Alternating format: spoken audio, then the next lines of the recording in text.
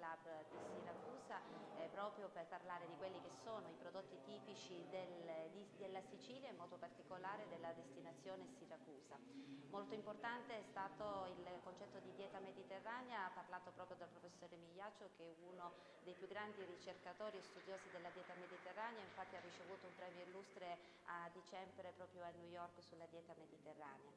Molto importante questo binomio che c'è proprio tra l'agricoltura e il turismo enogastronomico, ovvero un'alimentazione di qualità può anche diventare una fonte di attrazione dei turisti, dei flussi turistici nei confronti della nostra destinazione Sicilia e in modo particolare nei confronti della destinazione proprio di Siracusa. Oggi sono state praticamente toccati tutti quelli che sono i principi della dieta mediterranea, la qualità dell'alimentazione e poi nel caso specifico si è parlato di marketing turistico, ovvero di strategie come attrarre i flussi turistici nella nostra destinazione.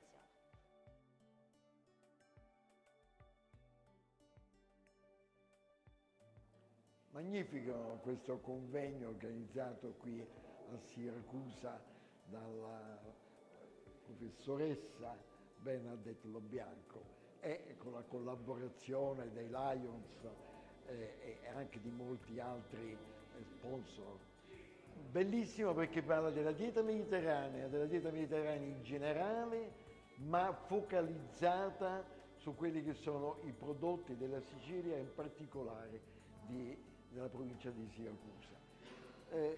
Io penso che questa comunicazione continua e particolare possa e debba produrre i suoi frutti nel futuro. Sia con il consumo dei frutti, sia col consumo della verdura e di tutti i prodotti propri della dieta mediterranea.